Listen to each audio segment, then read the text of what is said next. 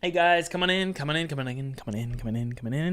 Welcome. This is going to be a really fun day. I want to show you what me and Felipe have worked on when it comes to rotating objects. Okay, we're going to have rotating objects in and throughout this creepy hotel. Stairwells, kind of like Harry Potter, rotating hallways, spiraling hallways, platforms, doorways. It's going to be really, really cool. But the problem is, mechanically, from a game design perspective, it's a little challenging to figure out exactly what we're making here.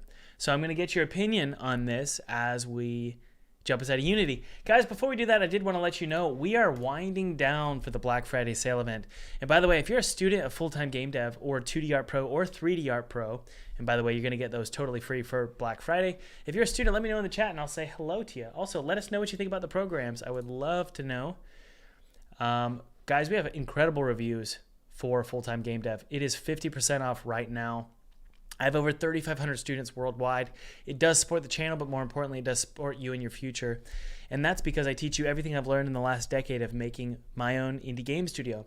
I teach you how to be profitable. Not only do I teach you how to make games, how to do 2D art, how to do 3D art, how to code, how to use Unity, I teach you how to go full-time. And that's what I've done here with Lord Grimm, who let me know last week that he went full-time, which is awesome. And he said it's because of my course.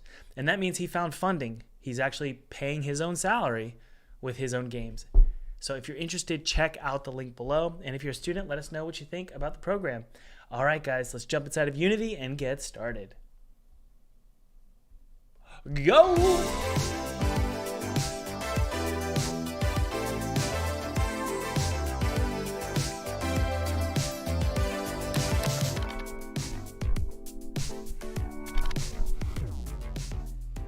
By the way, guys, feel free to download my free 2D game kit below. It's totally free. It's my treat to you. I used this exact 2D game kit to make a game for PewDiePie in 14 days, and then I got to play it in front of his subscribers, which was really awesome. So download that. Use it however you want. It's my treat to you. Yeah. Okay. Guys, let's give a round of applause to Mr. Chris Palazos in the chat. Chris is currently we're in a pause, but written music for this game. Chris has done some incredible work. We're still trying to figure out the style, what we're actually making. So that's why we're in this big long delay of like, okay, let's figure out the mechanics before we write any more music. So say hello to Chris in the chat. And by the way, guys, Mini Tom is a student of full-time game dev. I said I'd say hello to students. Hello, Mini Tom, how are you? And also say hello to non-students. Adam, how are you doing? Odysseus, how you doing? El Dorado, how you doing? Triac, how you doing? Good. Okay, guys, so let's get some advice here. Let me show you what we have made. So Felipe spent a good amount of time yesterday, all day, working on these finalized rotation pieces. And if you've been following the live streams this week, you'll remember what we've been working on this entire week, which is rotating pieces. Okay, so this is what we've got so far. We've got these really cool, really interesting Harry Potter style rotating pieces. Okay, ignore this one. This one's blue. We're going to talk about that in a second. But we have these awesome rotating pieces. This is one of my favorites over here. I could show it to you. So it rotates, and these doorways will appear. Let's see here. Like this right here. So we've got some really cool mechanics that we can work with here. And the clipping will remove that, and I'm going to show you how to do that, hopefully during this stream here. But overall, I'm just thrilled with what we've got here. We've got raising platforms as well. And it's every 10 seconds. So it's not really anything different than just straight up platforming, right? We've just got a platformer. However, what I want this ever-changing hotel to do is actually create new paths. Essentially, the player is paving their own new path that might be a little bit different than their previous path when they played the game prior. Or maybe they watched a streamer play the game. The path that they choose is actually going to be a little bit different. And what I need help with in the chat is I just want you guys to let me know what you think about that idea right now, because I'm going to scrub through the chat tonight And Felipe and I are going to get ideas from you guys about this. See, essentially what we're doing is we're creating, let me show you. Let's say this is the starting point. This is a really fun, interesting game design discussion. Let's say we have a starting point here, and then we have a hallway here, and then we have a hallway here, and a hallway here, and a hallway here, and a hallway here, okay? But let's say there's an option here to rotate the hallway manually. Like the player can go and press a button and rotate the hallway. If they could do that, then they can go down this path. And they can go down this path. And they can go down this path. And they can go down this path. Now, a lot of you might be thinking, well, Thomas, that's only 2 paths. No, it's not. It's actually 5. Or maybe it's 4. Because if we have what we would call, and they're blue, so if we had blue pieces like doors, hallways that can rotate, if we had one here at the intersections, had one here, okay? If we had these options and these are commitments, meaning this is locked off the moment the player goes over here, once they make that decision, there's a lot of different paths that they can take. So anytime they die, it resets. Or when they play the game again, it's a totally different experience. Okay? So here's an example. Here's path 1 that they could take. Okay. Here's another path. Right? Here's another path. So as you can see, we've got replayability as a huge factor, a huge selling point, a huge part of what makes this game fun is this constant change, okay? So the question is, what's the difference between a blue platform and a yellow one? The blue one is the one that the player can control. So there's a button and it'll rotate when the player presses a button. The yellow ones are timed. Every 10 seconds they move. Okay, and we'll teach the player that. So look at this. I think we've got how many colors here? 1, 2, 3, 4 colors. And I don't even think we've done all the paths yet. So really what we've got here, we've got 5 total variations for a level based on just 2 paths. But because we have control over the intersections, the player has control over the intersections, the level's different every time. So it's not procedural generation. It's actually just controlling 5 different rotation points. But the only way that this works, and Felipe and I just had a chat about this, the only way that this works is if when they hit this point here, let's say they're moving in this direction, when they hit this point, the ability to rotate this platform is removed. The way we do that is a button. If we have a button, and let's say they press the button and this door opens and that one closes, the moment they go through that door, the button will lock with a gate over it. So they can during the entire time they're alive, they cannot go down this path. It's locked completely. And the thought process is when you die, everything resets. But I don't even know if I'm keen to that because I would much rather them have to beat the entire game before they can play it in a totally different way. And in fact, to beat the game, you might actually have to play it 3 times through. So that's the thought process. That's the thought process.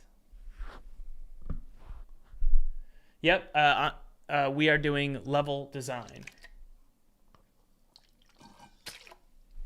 Lost opportunities will make completionists like me stress out and want to replay everything. I smell Steam achievements, that's right. And alternate endings, that's right, very good.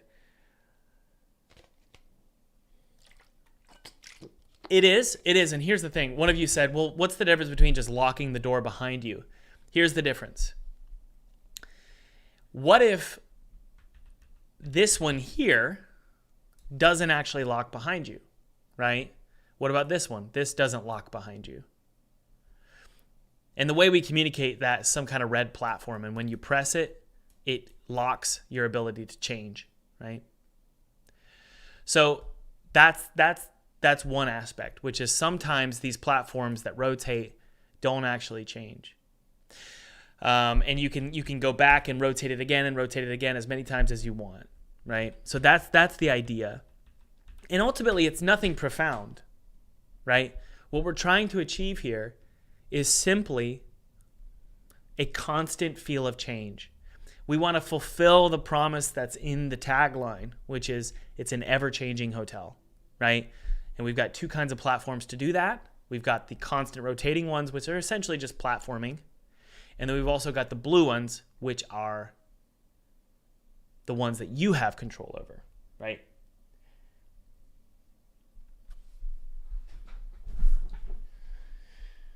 Now, there's one other type of platform, and that is red platforms. Red platforms are permanent, and they only change when you die. So that's actually, I think, what's going to happen upon death. The doors you committed to, the paths you committed to, those are set. So you're on a set path. However, if I die, my theory is there's red paths, maybe just a few, maybe one or two, like one here or one here. And one is on, one is off, right?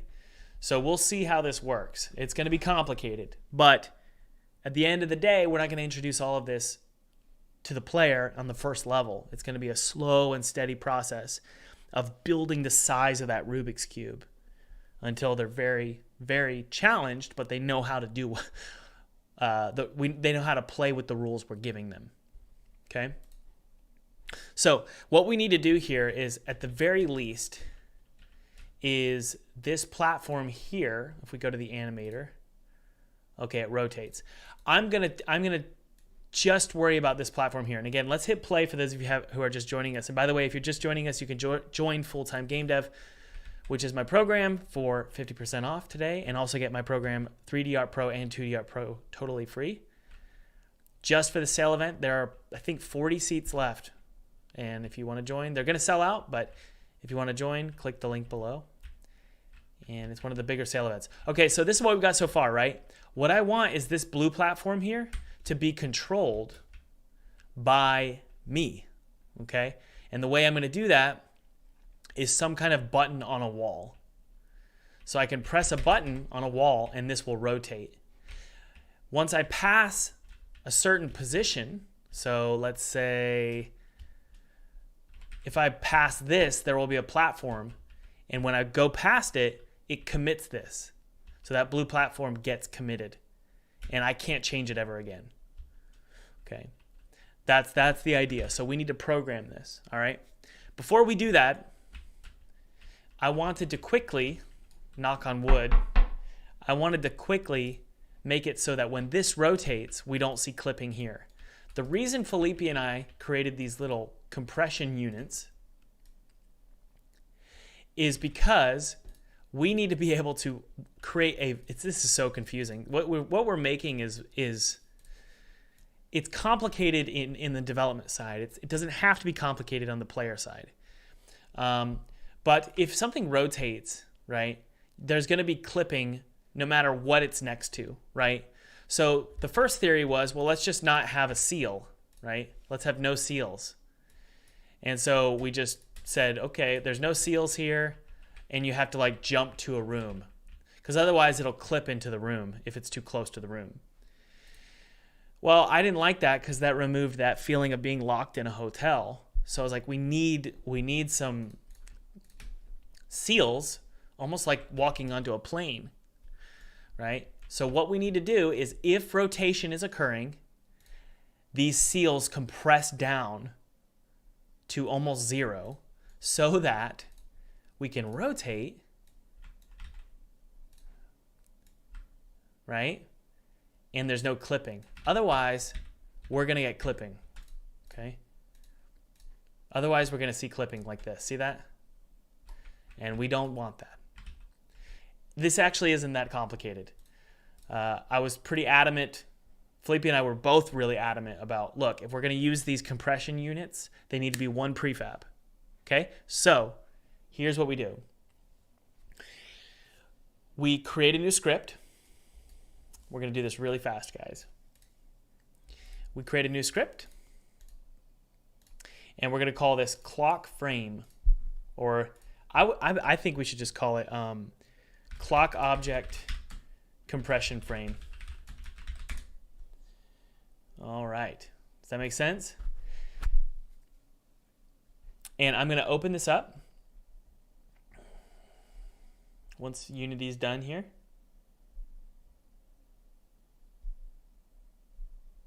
TuckMac, that's a really good question, and that's something we need to figure out here. So the player's just randomly choosing a path, and they get what they get, and they don't get upset. It could be, and that's really a good question, isn't it? It's like, well, what if they can see what they missed out on? There's a lot of questions. I don't know the answer, honestly. I don't know the answer.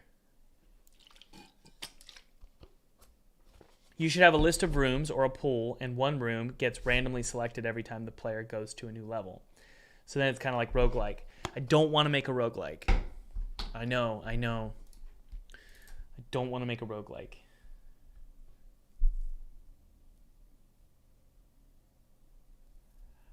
Two levels I think you should really investigate are the Jindosh Mansion from Dishonored 2 and Titanfall 2 House Factory level. Cool. Yeah. You can also make it so you can only miss filler content. Yeah, I think that's a good idea, actually. There's so many great questions here. I'm gonna be scrubbing through all of this. Yeah, cool. I think there will be balance in every path you take. That's the goal. And look, like the second level you play, the first level is not even half pathing. The second level is going to be like 2 options, and that's it. And they're both equal in value. The purpose is to force. My theory is the player has to play the game again, right? So there's like 10 levels, but there's actually 30. That's my theory. I also love the marketing side of it, which is like the trailer is going to show all these shifting elements. So we'll see, man. Let's do this compression frame really quick. I'm going to do, this is going to be a,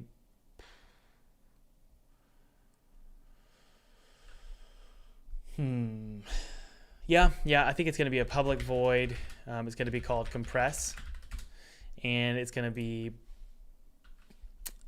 Boolean compress.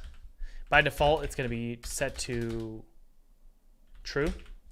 And compression, all it does is we just say transform.local scale dot, what is it, the Z? Let's see here.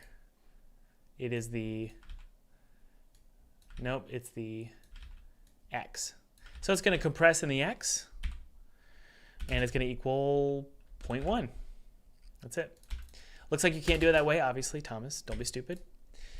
New vector 3, and we're just going to do 1, 1, and then, or was it the X? It was X. 0.1F, and this will be just 1F. Okay? I believe that's all we want to do here. Is it the X? I can't remember.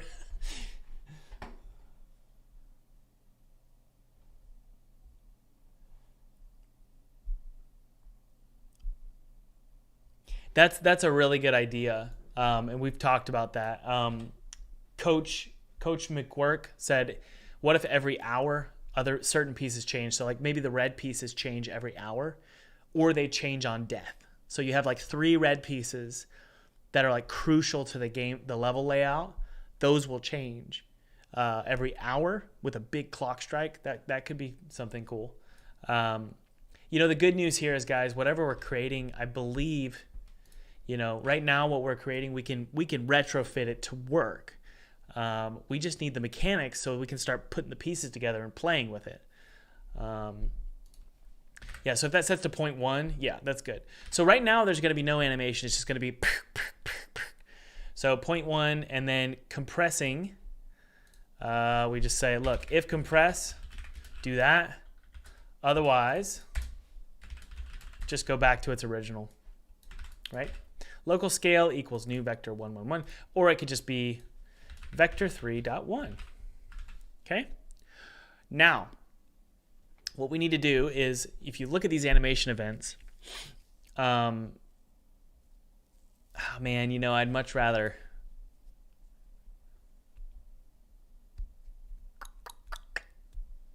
yeah, I feel like the animation or events are what we want to do here. Yeah, that's what we're going to do, okay? So we have this clock object script. We need to first generate all of the children that have that script, right? Which is going to be what? The clock object compression frame. And again, guys, we're trying to compress these so that when the object rotates, it doesn't clip into anything, okay? These are great ideas showing up. The 0.1 is still in the Y part. Ah, yes, thank you.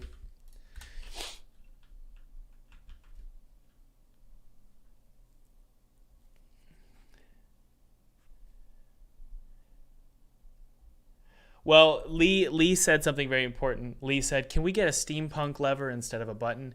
We've already got levers, and levers indicate there's two options, right?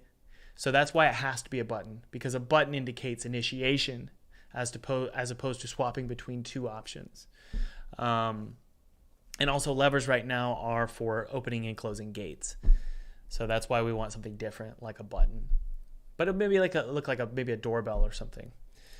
Okay, so we've got a clock object compression frame. So all we got to do now is actually find those children, right? So if we go to our clock controller right here, we can just copy the script here, and this is going to be our clock objects, correct? Oh no, clock compression, yeah. So this is going to be our clock object compression frames, and these are going to, I want them to auto-populate, okay? So let's go ahead and have them found. So I'm going to just go to our clock controller, which has a for loop that will find them all on start. We need to do it with the children, though, only with the children. So if we go to our clock object compression frame, I'm so sorry, our clock controller here, or no, there's so many here. Clock object, yes. And then we need to, on start, we need to find them. So how do we find objects of type as children, though? Let's see here. Find objects of type for just children. Unity, I can't remember. Easy way to find all types attached to a game object parent. All right, there's got to be a way. Ugh. Get components in children. Yes, that's what it is. Yep, I think it's get components in children. Okay. Thank you to Pizza Pie. All right, let's do this. Maybe this will work. Get components in children, and then it'll be the clock object. Okay, it looks like we have an issue. I think we need to do transform dot. I'm just curious, will it cycle to the one below it? What's wrong here?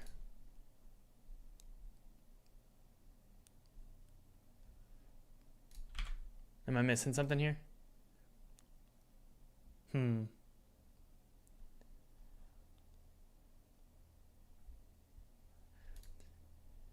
Yeah, we want to do clock object. What I do here? You need to put it in the array, in an array. It is. It needs to be this. So it needs to be this. Is this the proper format?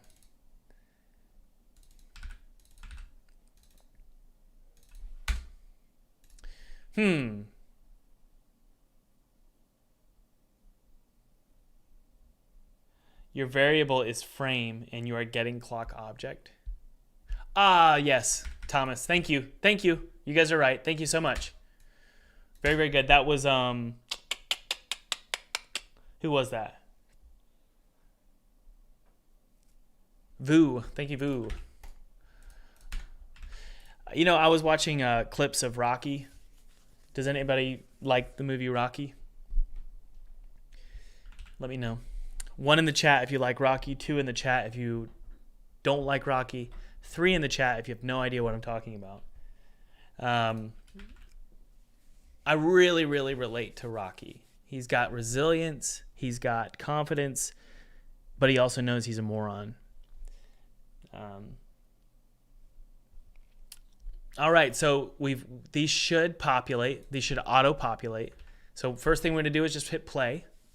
And these will auto-populate, and they're going to find all of these compression objects inside of our object. So there they are. We have 0. If I hit play, it finds them. Thank God. Okay, don't need to worry about that. Now we go to a for loop. I'm going to copy this one. We're going to go to our clock object.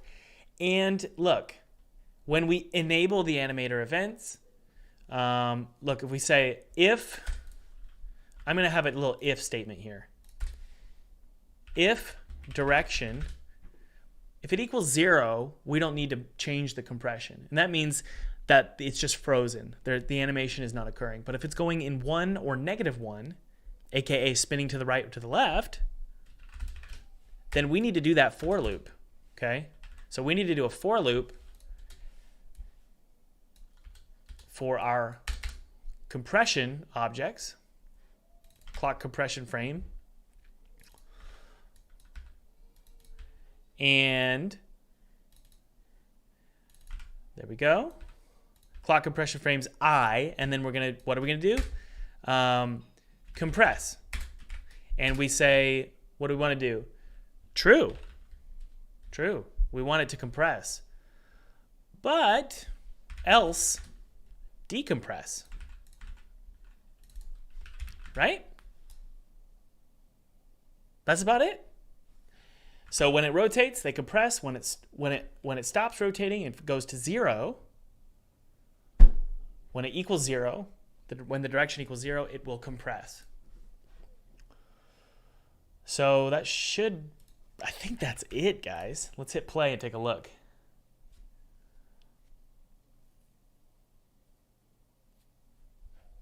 Ready to take a look?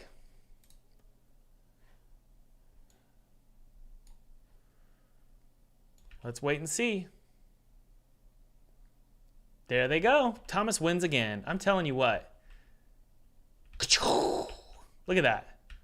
So they just, I'm going to have them lerp, right? But totally works. Guys, why am I doing this? Does anybody know why I'm doing this? Same reason why you need, oh, I can't walk. Sometimes this happens with Unity, where I can't walk. Let's close out Unity really quick. Let's close out our Unity. Where did I get the idea of the button? Well, the button, I don't know what you mean by that, but the button for changing objects. That came about because we realized if everything's constantly changing, the player has no agency and they're just going to feel completely lost. So I feel like we need some objects that give player creativity. I don't know if that's a good idea, but we're going to try it out. But the constantly changing hotel is a sort of amalgamation. Is that a word? It's an amalgamation of ideas. My idea was I want the hotel to change.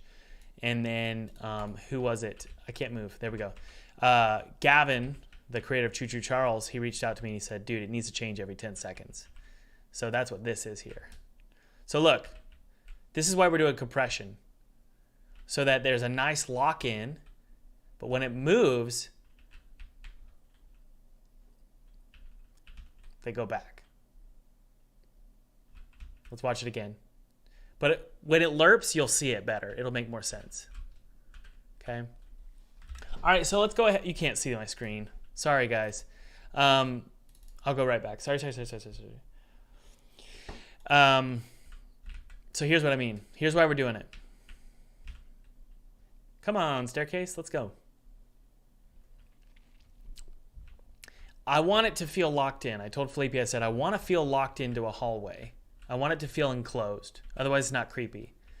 But when we rotate, we don't want it to clip into the areas that are locked, because when something rotates, it will start to clip in.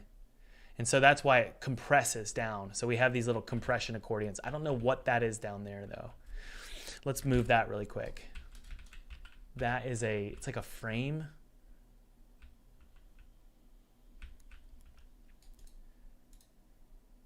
Huh. Yeah, there's something down there that's clipping. I don't know what it is. But anyway, let's go ahead and get it to lerp, okay? So how do we lerp local scale? Lerp local scale Unity. I'm so bad with lerping. I always suck at lerping. The lerp function, frankly, is ridiculous. I don't like it. I never have. It just sucks. And I think that, I'm just looking at it right now.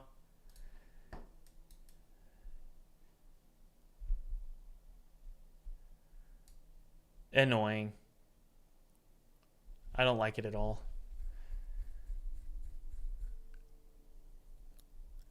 I'm going to write my own one. I hate lerping. I'm going to write my own. And it's you guys are probably going to be annoyed by it, but it's fine. If transform.localScale, or actually, I'm going to do it first. I'm going to do it. The update's going to be running all the time. And what I'm going to do here, I just don't like lerp, guys. I'm sorry. I don't like lerping. Is it that simple? I really don't think it's that simple.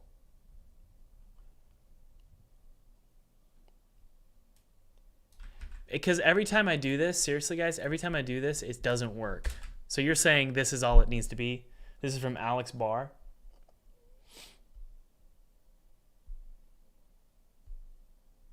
Anders Edge, what are you saying?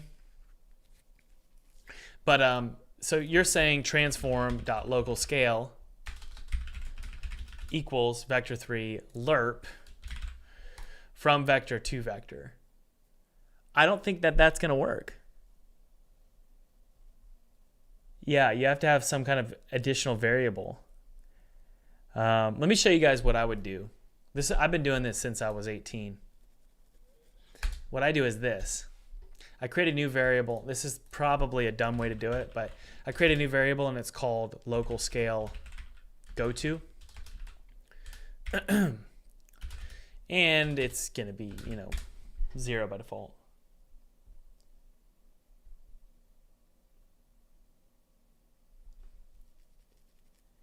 You need to have speed times delta time, and that'll do it. All right. We'll try your way, guys. I want to learn. So you're saying it's this. The go-to vector is this. And the from vector, what's the from vector going to be? Is it 1?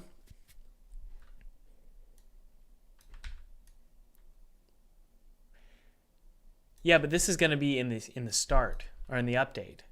So we'll put it in the update, and we're going to say go to position or go to scale, and this is the current scale. What? Start scale, go to scale. Right? And then where I can't remember where you multiply it by, but it's whatever. I know what a lot of you are thinking. Those of you who are new to my channel, you're like, what is this guy doing? Well, I'm making my third game. My third commercial release. I've released games on every platform, and I still don't understand this stuff. And that's the beauty of making games. You can get away with being an idiot. Okay, so we've got our vector 3 here. There's going to be a start scale. And then we have our go-to scale. Okay. We'll also have a serialized field float. And this is going to be speed.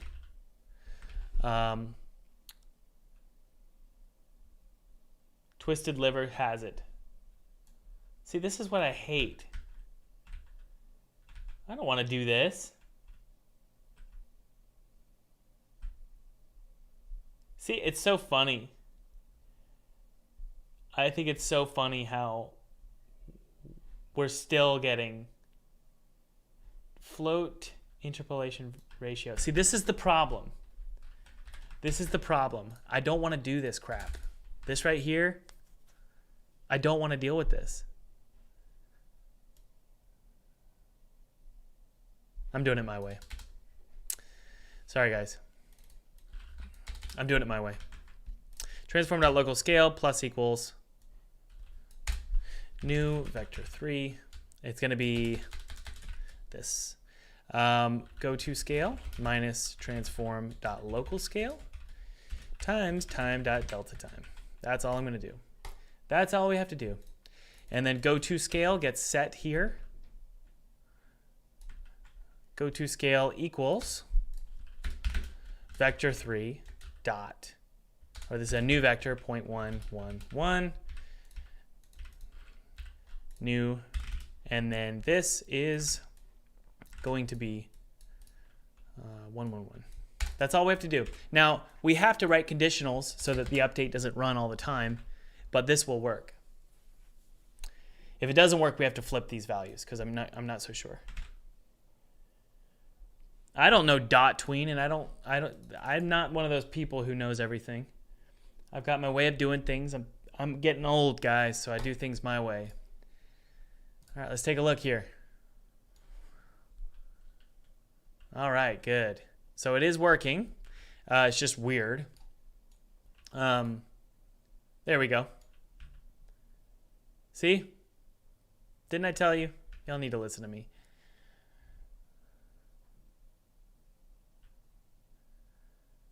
Good. That one down there is incorrect. Yeah, that one's not rotated properly. That's the problem. We need to rotate that one around. So this, if we go inside here, we're going to flip it. There we go. And then we're going to hold control and pull down. There we go. I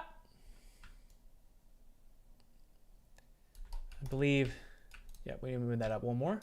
And now we can hit apply. We'll do it a little bit faster, right? So what you do is you multiply times a smoothing, or you could even, yeah, smoothing's fine. Serialized field, float, smoothing. See, guys, those of you who are curious about my way of doing lerping, this method right here, all you do is you subtract the current scale from the scale you want to go to, but you need to do plus equals, so it's constantly iterating. And then you multiply times time delta time times a smoothing value. We will need to write conditions about this, though. We need to say, look, only do this if it's like kind of close to the go-to scale value. So, all right. Yeah, so I don't ever use lerp. I don't like it, and I think it's ugly. I think the code is ugly. I think that it doesn't look pretty when the lerp happens. I like smoothing. So let's go to our smoothing value here. We're going to multiply times like 10. Okay. The go-to scale, remember the default is going to be 1. Whoops. And let's set it to 1 here as well. This doesn't need to be serialized, to be honest with you guys. This should be a private value, and it should be new vector 3 dot. It's not new, it's just vector 3.1. So that's good. Speed. That value doesn't exist anymore. Remove that. And we'll write our conditions after we know that we like this. Okay? Krugisa says, it's good, you just don't understand it. I know. It's correct. You're right. But I also don't like how it looks ugly. The code looks ugly. Look how much prettier my code looks. It might be great and it might be functional, but my code's prettier. I'll show you why. Well, maybe not. Once I write my conditions, probably not. All right, let's see here. That's sweet. And did you see how it smoothed? Watch it smooth. Tell me I'm a winner. That's awesome. I love the way that looks. Okay, so now we need to write conditions. We need to say, look, if transform.local scale dot if transform.local scale dot y, because that's the only value that's changing, is smaller than the go-to value dot y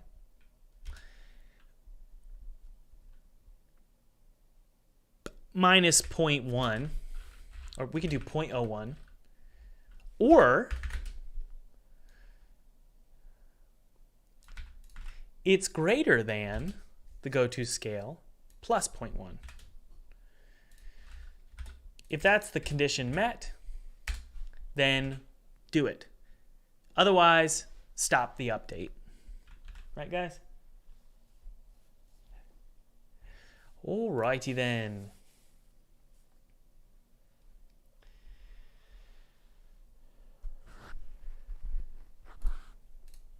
It looks like chicken dinner to me. Oh, that's funny. You guys are great. Thanks for your help. All right, let's take a look.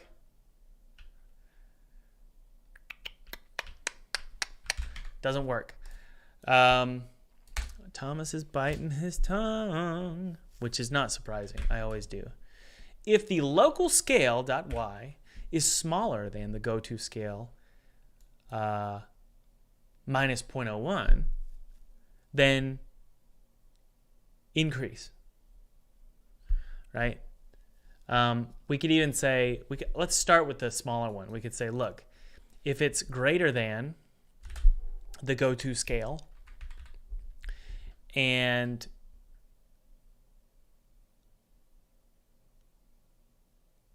my brain. Okay, so the go-to scale is 0.1. Ah, Thomas, you dummy. .x, stupid boy. There we go. So yeah, I think it'll work just fine. No, that's not true. BTAC is saying, why is Thomas not saying if it just doesn't equal the go-to value? Because this, guys, this is a constantly dividing number. So what happens when you divide 1 by 2? And then that number by 2, and then that number by 2. It never will hit 0, ever.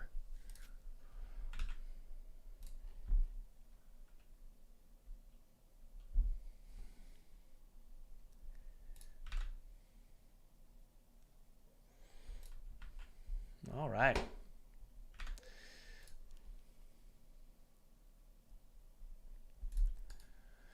We could probably maybe do some sort of rounding. I'd love to hear what you guys think. Some sort of rounding value. There it goes. Awesome. Look how cool that looks, guys.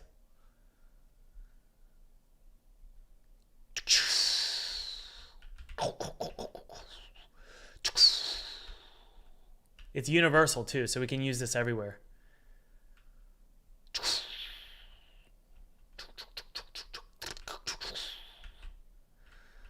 Thomas wins again. All right. Very good. I like that. That's fun. All right. Thomas, did you learn to code in school or all by yourself? Well, I think it looks like I learned to code by myself because I do a lot of jerry-rigging.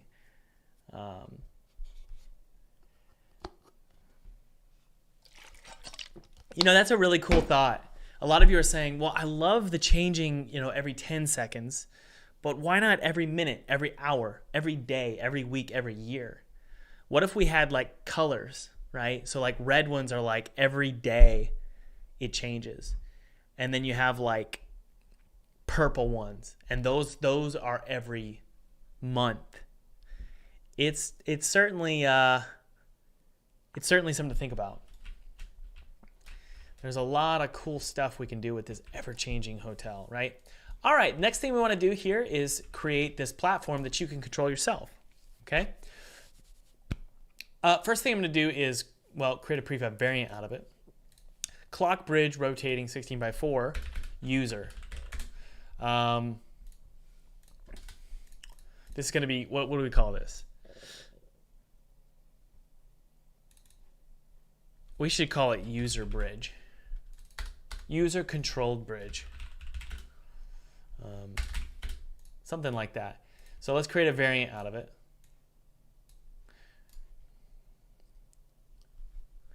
Good. User-controlled bridge. This one's user-controlled, therefore the clock object script. It should be there. I think we need to rename the clock object script to moving object. But for now, let's just keep it called clock object. And then we need a variable on here called Boolean controlled by user. And that's false by default.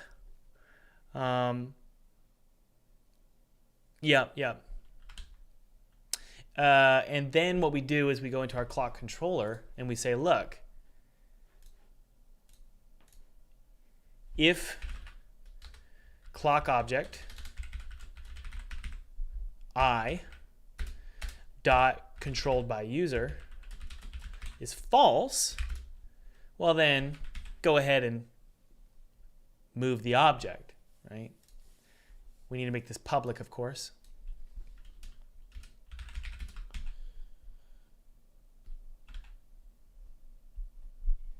All right. Very, very good. So that works just fine. So the theory is I don't really have to actually change anything about this bridge other than the blue. I wish that was actually done on the fly. We'll talk about that. Controlled by user, yes. So let's test this. If I hit play, this should not, it does rotate. Wait, hold on. No, that's okay. That's okay. Let's wait.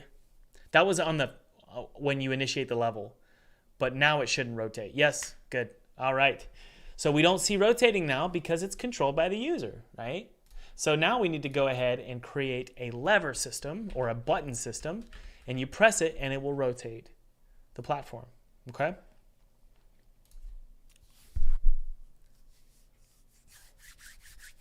All right. Sorry, just reading the chat here. Yeah, guys, I think I may have figured out the name of the game. And I want to get a 1 if you love it, and 2 if you don't. Okay?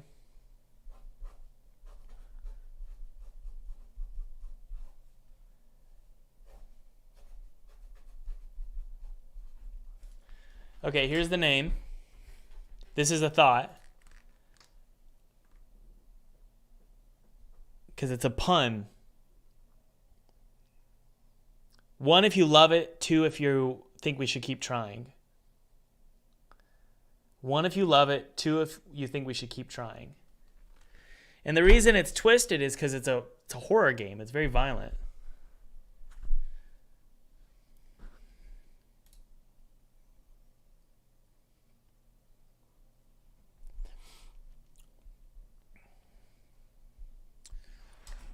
All right, so let's go ahead and there's a lever prefab, right? It's right here.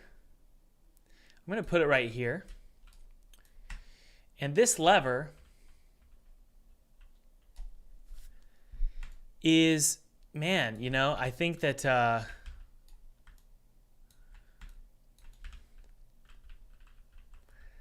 think instead of it, oh man, I don't want to have to recreate the wheel here.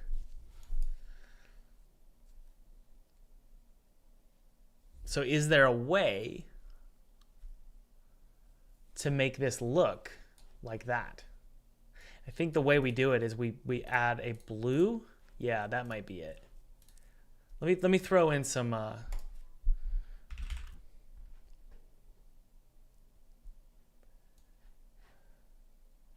like if I have Felipe create a different mesh.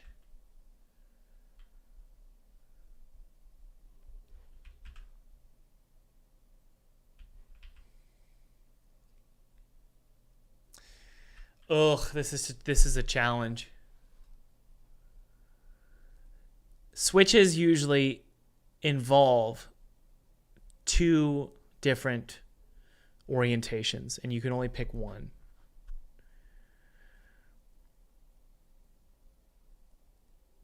I'm actually kind of okay with that. You know?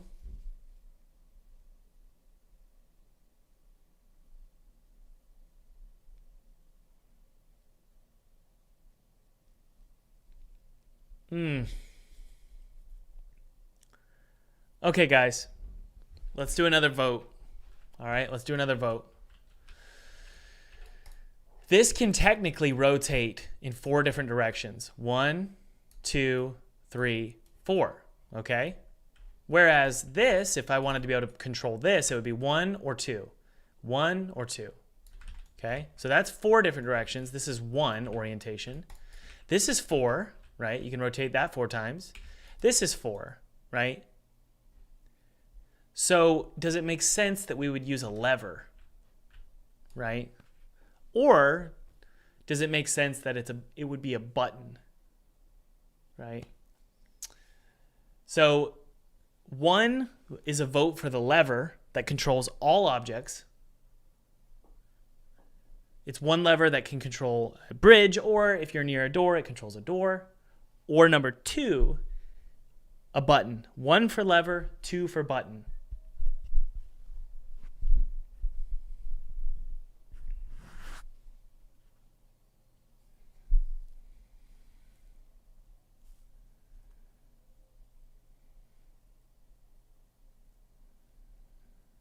I agree.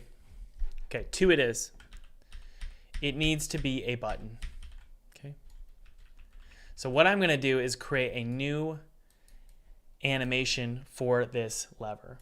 And it's going to do, it's just for now, the lever is going to do this. So crank is a good idea. Yeah. So we'll do this. We'll do a new animation clip. Let's figure out where the animations are. Who said crank? Thomas said crank. I think something like maybe like a makes sense. Very good. I like that a lot. So let's go to our animator here and just double check here. We've got lever up, lever down. We're going to duplicate this and we're going to say lever crank. And I know that maybe you're talking about like a wheel even, but I want to keep things super simple. So we're going to have a crank here, and I'm going to have Felipe remodel this mesh here so that it matches the color there. You've got to be really careful with coloring. And maybe I'll have a totally different design, but when it comes to animation, this is definitely something we want to. I mean, I could even make the top circle portion here. Yeah. I could duplicate this and make it blue, you know. But for now, let's just get the animation working. I don't want to polish anything. I want to just get it working. So let's go to, where's lever crank? We need to go to lever crank here. Bring lever crank here. There we go. All right. So sometimes lever crank, it will not loop, but it also will not go back to another position. So any state, we'll just go from here to there, and we'll just say trigger crank. If crank, then go here. No exit time, no transition duration. Okay. And then we'll also put a trigger inside of itself. If crank is true and an interruption source is current next state, exit time, turn that off. We don't want exit time, 0. Because I want to be able to well, I shouldn't say this, but crank as fast and as often as I want. So we're going to do 0. So just crank.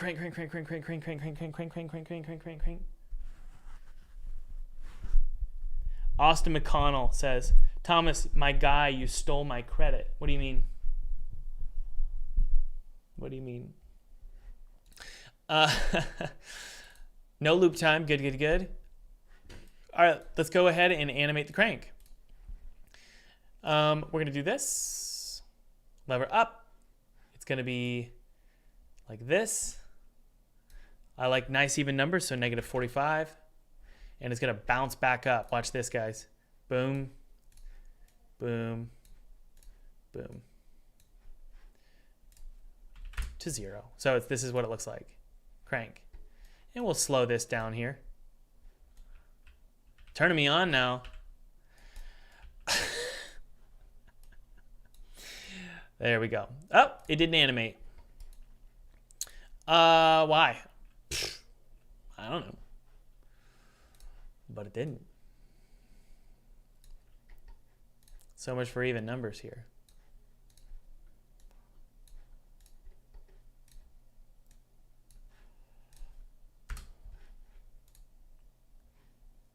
Now, let's talk about game feel, guys. Is this good game feel? Yes or no? Is this good game feel? Oh, Austin says someone else suggested, I suggested crank and then someone else repeated me. Oh, Austin, see, I don't care. It's just whoever I want to give credit to, I will give credit to. I'm just kidding, by the way. Is this good game feel? Now it is.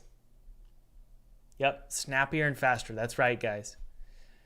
So when you're creating your game, you're going to be tempted to, the player moves like this, really realistically. Move those fingers, move those arms. He pulls out his gun. When he shoots, boom. I want to be able to see that gun move back. Boom, boom. When I pull that crank, I want to see my hand pull. Wrong. This is what you want. Moving like this. Gun comes up. Shoot. Reload. Pull the crank. Ba-gam. Ba-gam. Ba-gam. That's good game feel. The reason is you want when the player presses a button, something happens. There we go. All right. Yeah, shooting the crank, maybe. That might be an interesting idea. Okay. Now, here's what we do. We go into our lever script. And what we do is we say, look, is this public boolean, is crank equals false? Okay.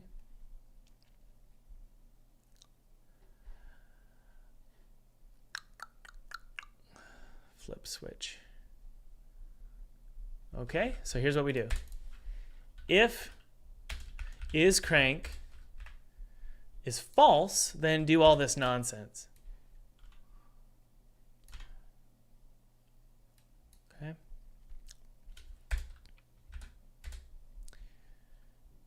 Good. And we also do it here. If is crank is false, then we do all this stuff here. Because this is related to the iron gate. Actually, that's only if there's an iron gate, so we don't need to worry about that. Show camera, good. Awesome, that's about it, guys.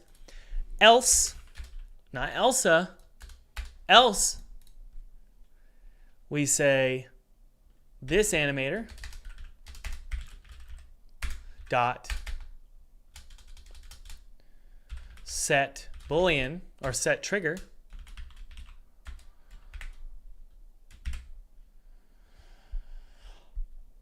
what is it? Crank, and that's it. Okay. Now there's also this variable show camera. Well, we have this option to show a camera when an object moves. I'll be so surprised if this works because it seems really simple.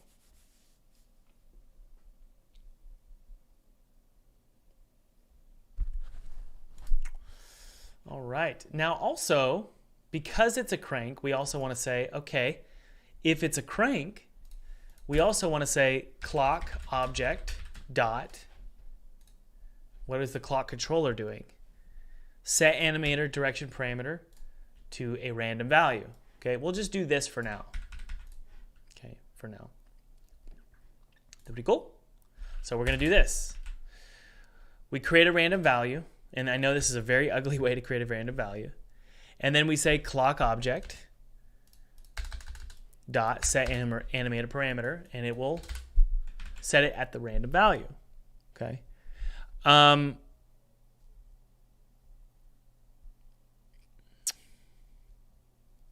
don't personally like that it's a random value.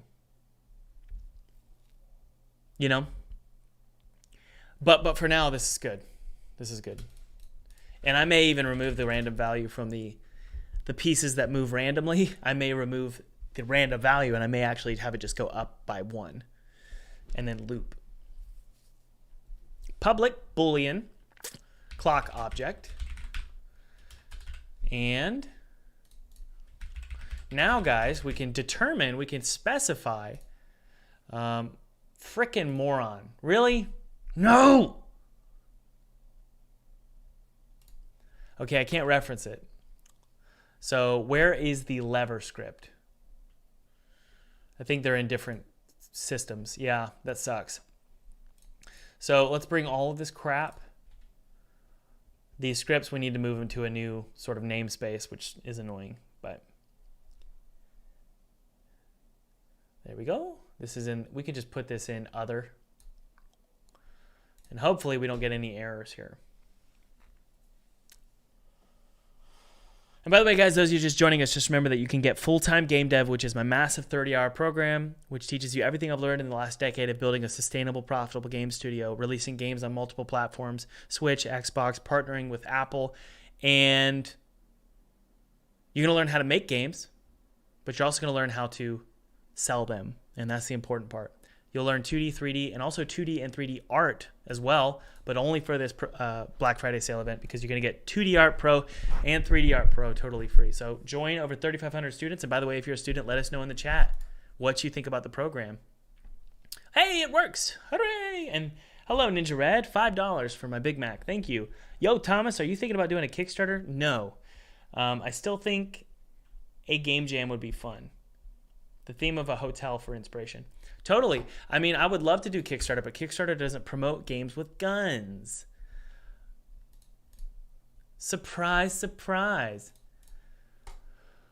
Sorry to be so... I'm not sorry. Look, that's freaking annoying. Just promote a first-person shooter. Everybody loves them. Stop. Get off your high horse for 1 second. It's just annoying. So, yeah, they don't promote games with guns anymore, so it's not even going to happen. So... Oh, that's awesome, Eric. Eric said, big vouch. I was making games for 3 years, still bought the course, and I learned a ton, especially about marketing and exposure. Yeah, totally for real, Ruffle. Or Roughed Out. Yeah.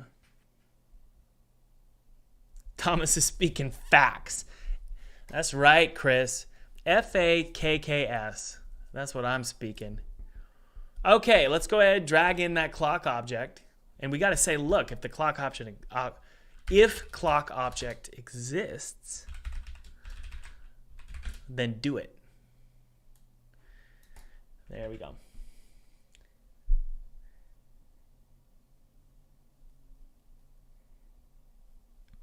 All right, guys, sorry, I keep reading the chat here.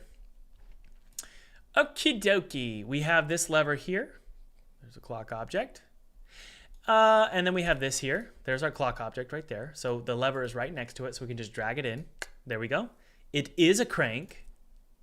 And let's go ahead and find the camera and position it in the right spot. So if we put the camera up here, watch this.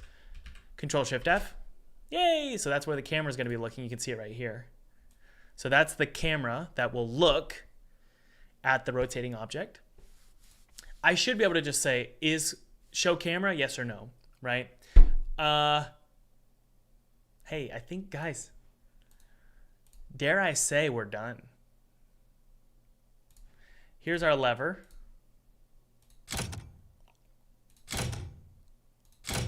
Sounds pretty good.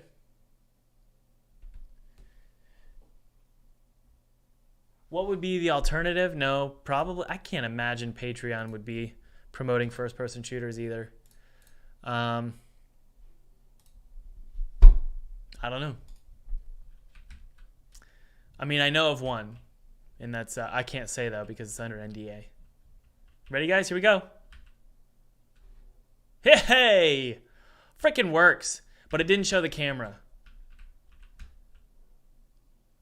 I gotta tell you, I'm on a roll today. Buy my course. I am on a roll. Look at that. Let's see the... Sorry, super loud, sorry.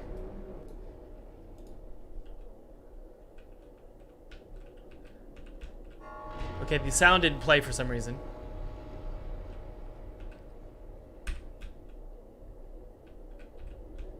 Isn't that weird? Okay, so the sound doesn't play. Let us double check and see why. Uh-oh.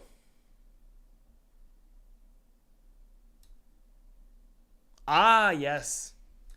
So I believe it has to do, well, I believe it will only play if we're showing the camera.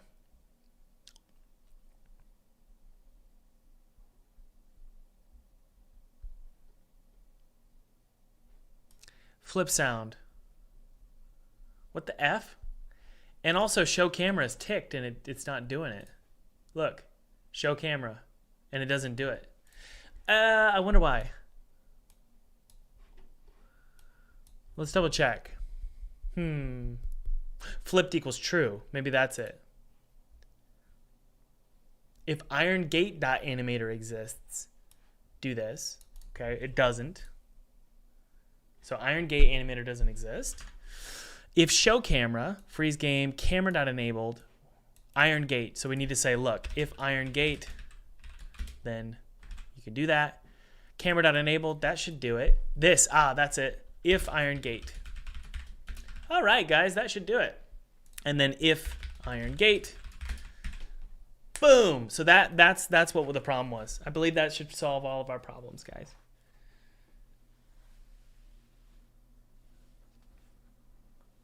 Yes. So Ruffled Out says, Thomas, he basically is asking, hey, Thomas, can you do a post campaign for Kickstarter? Yeah.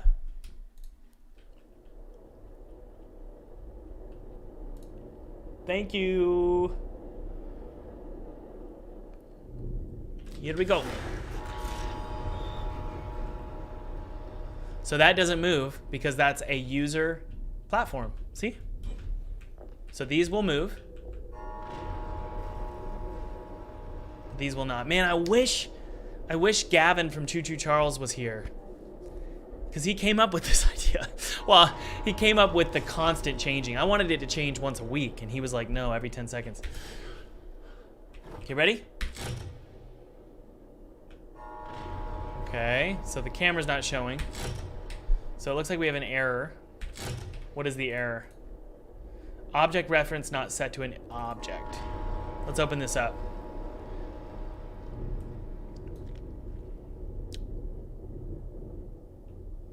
What is it? So for some reason the camera won't show.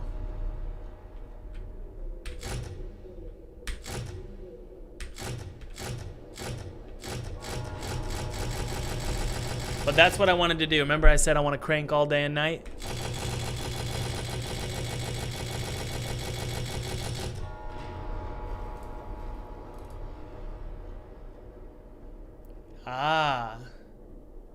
This right here.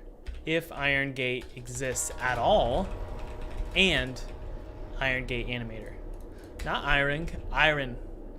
IronGate. That's one null reference exception.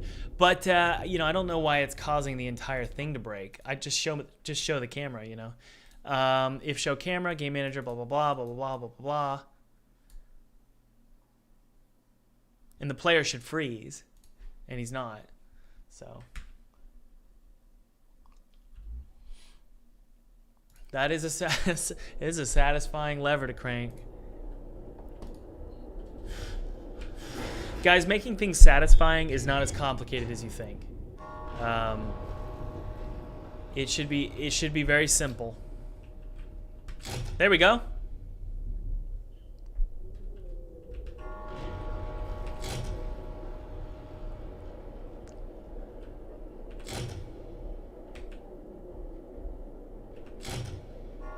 Okay, so what do we need to do? Call Ghostbusters.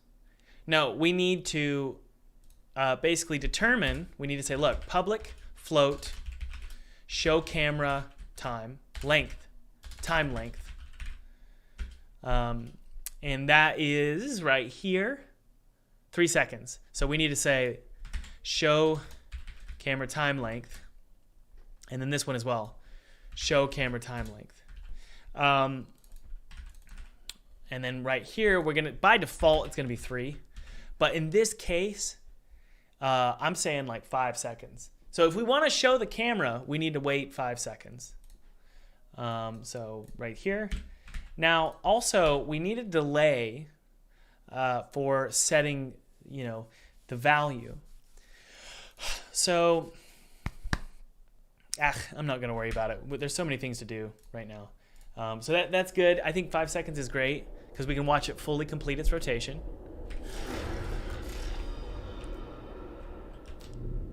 And I would argue that it's fine for now.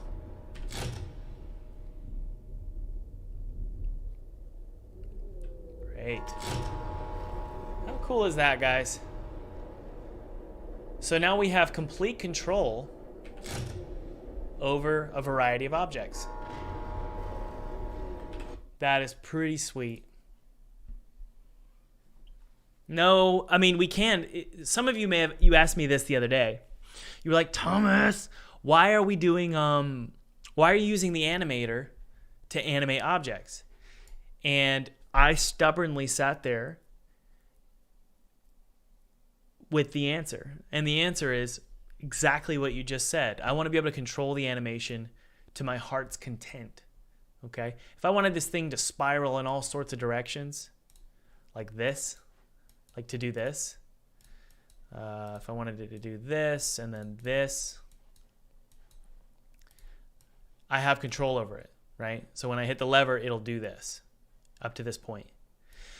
Or, like you said, one of you said, Thomas, I don't like how it's not easing. Well, we can do that. So I can just highlight all these. And we can go to our curves. Okay, and we can actually flatten them.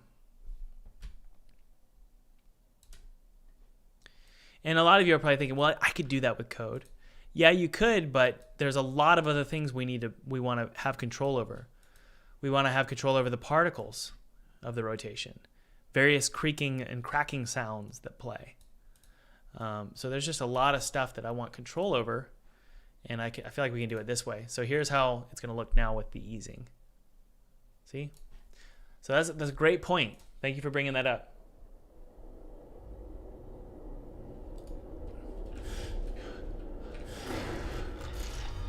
Yeah, so the timed rotation, guys, we're not going to hear that clock.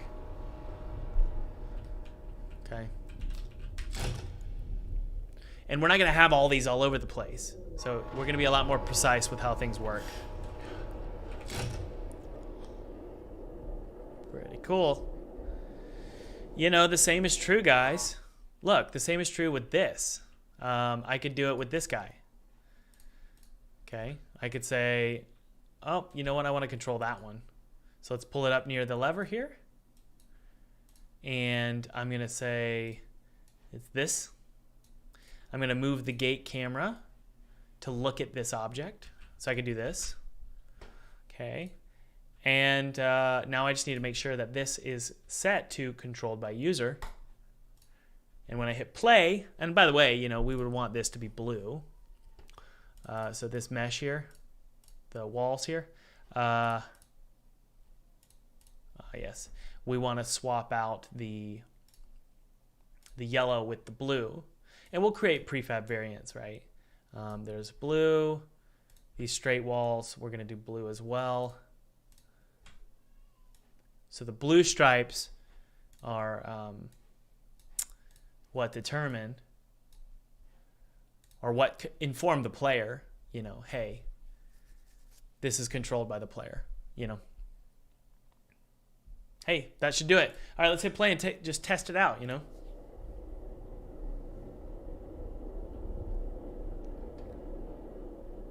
Well, it's not necessarily, Isotope says it feels smoother with Animator. It's not that, because you can do, I appreciate that, but you can do smoothing with, code. It's more so, I need Felipe to fix that. Because that clashes. We're communicating two different things to the player. I could probably fix it myself. I might go in and do that really quick. The reason we're using Animator is because I want control over a lot of different variables. If I want to rotate in a weird way, or have something create like fit into a puzzle piece, I can do that with the Animator. I don't have to code it. Every single time there's a new shape or a new functionality, I can just animate it, right? Like, for example, if I wanted an object to do this, I could animate it instead of code it, right? Okay, so things are good. Let's mute it. Things are good. So now let's go control this with our lever.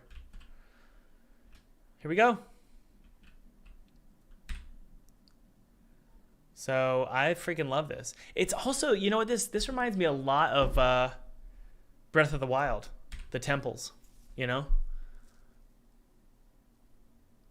That's really cool. Awesome. Okay, so now we can control these little platforms. Very, very cool. Very, very cool. Let's jump really quick into this here, and I want to show you guys how we could flip this asset really quick without requiring Felipe to do a lot of work, because Felipe is super duper busy on other stuff. So I'm going to just take this and fill in over top right here, and just duplicate, because I feel like those orange lines are clashing. And one of the things you want to do with great game design is you want to communicate what the player has control over. You want to communicate like you want to over communicate. So let's save that, and now I believe if we turn off shaded wireframe, let's just turn on shaded. Very good. Yeah, looks good to me. Let's take a look. Yeah, it's a language. That's a really good way of putting it. It's a language. We're telling the player orange is random and green is under your control. That's what we're communicating. Pretty cool. All right, let's go move this. Talk about fun, right? This is great. One of our goals, and I mentioned this in one of my videos, guys. One of the goals that I have for myself is I do not want to create more gameplay with length. I want to create more gameplay with variability and with creativity, and having some kind of black swan or, you know, a volatile agent like an Enderman. So, you know, you can just increase the linear length, or you can increase the creativity and the time that the player spends being creative, replaying the game, replaying levels. There's a lot of different ways to increase gameplay length, and it's really what you're trying to say is, how do you increase gameplay value? Length is kind of an irrelevant point. Value is what you're trying to increase. Okay, so I'm going to rename this really quick.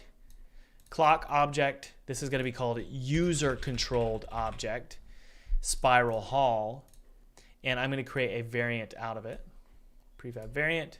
And I do want to double check something here. I want to make sure that I'm not going to hurt Felipe's work here. Let's pull that in. Okay, it looks like it's the same, so that's good.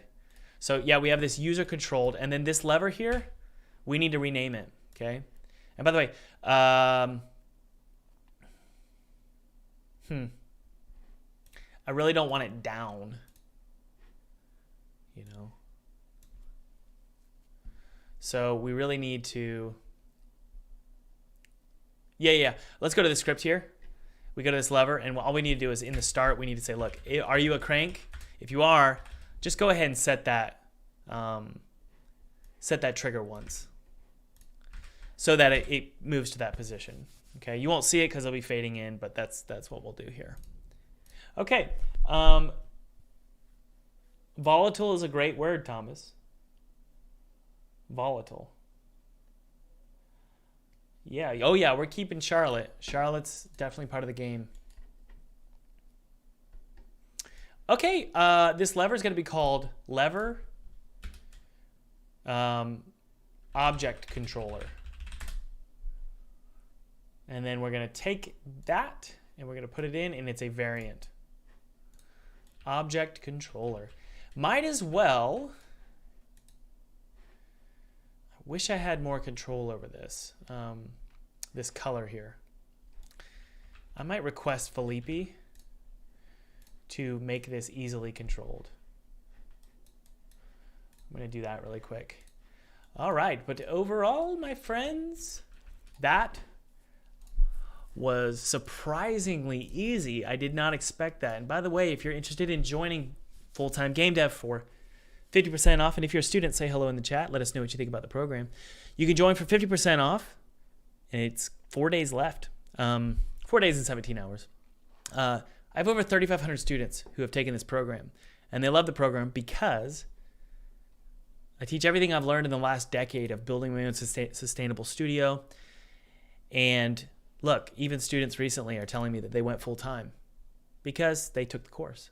This is from Lord Grimm. This is a real person. You can find him, Miss Cloud Games. They went full-time because of funding. And I teach how to do that in the program. I teach the funding secrets, right? Securing funding from publishers with just a demo. I teach 2D and 3D art, C#, Unity. There's workbooks. I teach crowdfunding, marketing tactics of how to get press coverage, how to get YouTubers to play your game. Basically, guys, everything I know, I teach in this course. And for this sale event only is 2D Art Pro and 3D Art Pro, totally free. So you're going to learn everything you see here that we've live streamed, you're going to learn. There's only 40 seats left. It says 100 here, but there's only 40 left, I believe. These will sell out by the time this ticker, and this is a real ticker, it will tick down and this will end. This is one of my bigger sale events, so be sure to check it out using the link below. Guys, the reason I do these ad reads is it does support the channel. When income comes in from this course, obviously it helps support me, my family, but also the development of my games. And it's what encourages me to continue live streaming. It supports the channel. But more importantly, it does support you guys. And that's the important thing. It supports your future. And if you doubt me, just ask in the chat, is anybody a student, and ask what they think about the program. I'm willing to take that risk because I don't think I've ever seen a bad review in the chat. So check it out below. I'll talk to you guys later. Cheers. Get over here. Get down. Hey, thanks for watching. By the way, if you haven't downloaded that free 2D game kit below, click below. It's my treat to you. I used this game kit to make a game for PewDiePie in 14 days, and I actually got to play it with him in front of his audience, which was really cool. This game kit is totally free. It's my treat to you, and you can use it however you want. You can make a commercial game and make $1 million off this game kit. I don't care. Or you could just use it for a hobby project. It's my treat to you. And by the way, if you haven't clicked like, that would mean a ton to me. Hit subscribe. And also, this is important, hit that notification bell. Here's why. If you get notified of when I'm live, you can watch me make my next game, and let me know in the chat what you think about the game or any ideas you have, and you might just show up. Your chat might just show up in the next video that I upload. All right. I'll talk to you later. Bye. I love you too.